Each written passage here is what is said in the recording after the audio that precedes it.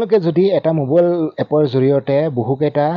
Registration নাম্বাৰৰ photo upload কৰিম বুলি ভাবিছে অমৃত বৃক্ষ আন্দোলনৰ তেনেহ'লে এই ভিডিঅ'টো শেষলৈকে চাব কেনেকৈ আপোনালোকে বিভিন্নজনৰ ৰেজিষ্ট্ৰেশ্যনৰ ফটো আপলোড কৰিব পাৰিব এই বিষয়ে জনাম তো বলক আমি তেনেহ'লে ভিডিঅ'টো আৰম্ভ কৰোঁ আপোনালোকে যদি মোবাইল এপৰ থ্ৰুৱেদি আপোনালোকে ফটো আপলোড কৰিম বুলি ভাবিছে অমৃত বৃক্ষ আন্দোলনৰ আৰু হয়তো বহুতে আপোনালোকে এনেকুৱা ভাবিব পাৰে যে এটা মোবাইল ফোনত যেটো এপ ডাউনলোড কৰা হৈছে আৰু সেই মোবাইল ফোনটোত কেৱল এজনৰহে আপোনালোকে ফটো আপলোড কৰিব পাৰিব এইটো প্ৰক্ৰিয়াত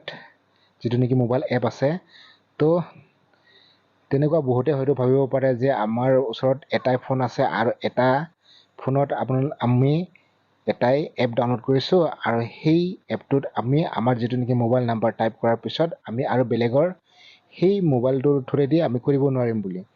তো এনেকুৱা কোনো কথা নাই তো বন্ধুসকল ব্লগ আপোনালোকক দেখুৱাই আছোঁ পোনপ্ৰথমে আপোনালোকে এপটো ডাউনলোড কৰাৰ পিছত এনেকৈ ওপেন কৰিব ওপেন কৰাৰ পিছত আপোনালোকে যেহেতু ৰেজিষ্ট্ৰেশ্যন প্ৰক্ৰিয়া ইতিমধ্যে খতম হৈছে আপোনালোকে নিশ্চয় গম পাইছে ৰেজিষ্ট্ৰেশ্যন যেটো কৰিবলগীয়া আছিলে কোনোবা যদি কৰা নাছিল তেনে ক্ষেত্ৰত আপোনালোকে বৰ্তমান ৰেজিষ্ট্ৰেশ্যন কৰিব নোৱাৰিব ইয়াত আপোনালোকে যদিও অপচনটো পাব কিন্তু ৰেজিষ্ট্ৰেশ্যন কৰিব নোৱাৰিব ইতিমধ্যে সময়সীমা উকলি গৈছে 13 তাৰিখ আছিল সময়সীমা তো আপোনালোকে যদি ৰেজিষ্ট্ৰেশ্যন কৰিছে তেনেহ'লে আপোনালোকে এই লগইন অপচনটোত ক্লিক কৰিব ক্লিক কৰাৰ পিছত আপোনালোকে যেটো নেকি মোবাইল নাম্বাৰ ৰেজিষ্ট্ৰেশ্যন কৰিছিলে সেই মোবাইল নাম্বাৰটো দিব দিয়াৰ পিছত আপোনালোকে ইয়াত এটা গেট ওটিপি অপচন আছে তাত ক্লিক কৰিলে আপোনালোকৰ ওচৰত এটা ওটিপি আহিব 6টা সংখ্যাৰ আৰু সেই 6টা সংখ্যাৰ ওটিপিটো এন্টাৰ ৰেজিষ্ট্ৰেশ্যন নাম্বাৰ ওটিপি বুলি তাত টাইপ কৰিব কৰাৰ পিছত আপোনালোকে ইয়াত যেটো কেপচা আছে হেতু কেপচাটো সম্পূৰ্ণ যেনেকৈ আছে তেনেকৈ ফিল আপ কৰি লগইন কৰি দিব লগইন কৰাৰ পিছত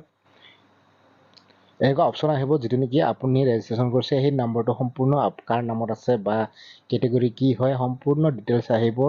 এড্ৰেছৰ সৈতে মোবাইল নম্বৰৰ সৈতে তাৰ পিছত আপোনালোকে যেতিয়া আপোনালোকে এটা ৰেজিষ্ট্ৰেশ্যন নাম্বাৰৰ যেটো ফটো আপলোড দিব আপোনালোকে 17 তাৰিখত তাৰ পিছত আপোনালোকে এনেকুৱা নহয় যে এই এপত আপোনালোকে আপোনাৰ মোবাইলটো থ্ৰুৱেদি আৰু বেলেগৰ কৰিব নোৱাৰিব বুলি তেনেকুৱা কোনো কথা নাই এয়া হৈছে এটা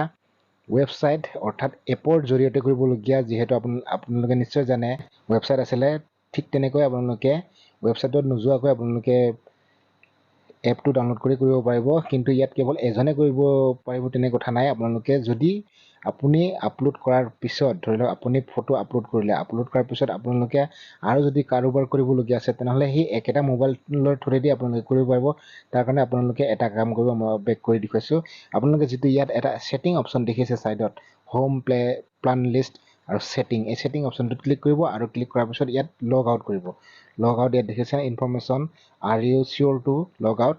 ওকে কৰি দিব ওকে কৰাৰ পিছত আপোনালোকে পুনৰ বেলেগৰ আপলোড কৰিবলগীয়া আছে ফটো তেনেহ'লে আপোনালোকে এই অপচনটোত ক্লিক কৰি আকৌ পুনৰ যেনেকৈ আমি ৰেজিষ্ট্ৰেশ্যন নাম্বাৰ মোবাইল নাম্বাৰ দিছিলোঁ সেই ৰেজিষ্ট্ৰেশ্যন মোবাইল নাম্বাৰটো দিব লাগিব আপোনালোকে যেটো মোবাইল নাম্বাৰেৰে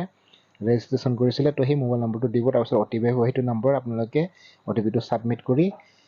তলত যেটো কেপচা আছে সেইটো ফিল আপ কৰি লগইন কৰি দিলে পুনৰ আপোনাৰ দ্বিতীয় এটা ফটো আপলোড কৰিব পাৰিব অৰ্থাৎ বেলেগ এটা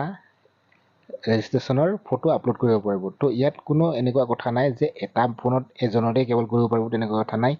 তো আপোনালোকে নিশ্চয় বুজি পালে তো আশা কৰিছোঁ আপোনালোকে ভিডিঅ'টো চাই ভাল পালে যদি ভাল পালে এটা লাইক কৰি দিব আৰু যদি কিবা বুজি পোৱা নাই তেনেহ'লে আপোনালোকে কমেণ্ট সেকশ্যনত কমেণ্ট কৰি জনাব আৰু আপোনালোকে নিশ্চয় জানে 17 তাৰিখে দিনৰ 9 বজাৰ পৰা 11 বজাৰ ভিতৰত আপোনালোকে গছপুলিডাল ৰুই ফটো আপলোড দিব লাগিব এই পৰ্টেলৰ অৰ্থাৎ অমৃত বৃক্ষ আন্দোলন পৰ্টেলটোত তো আশা কৰিছোঁ আপোনালোকে ভিডিঅ'টো চাই ভাল পালে তেনেহ'লে নেক্সট ভিডিঅ'ত লগ পাইছোঁ তেতিয়ালৈকে সকলোকে জনাইছোঁ জয় আই অসম।